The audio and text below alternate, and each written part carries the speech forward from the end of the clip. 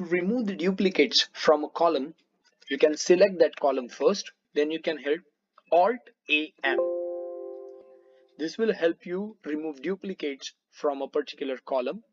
So you have to first unselect and you have to just select the column from which you want to remove the duplicates.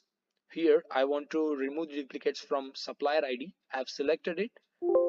Pressing an enter, you will be getting a pop-up of some data found duplicate and has been removed. This much amount of data is unique.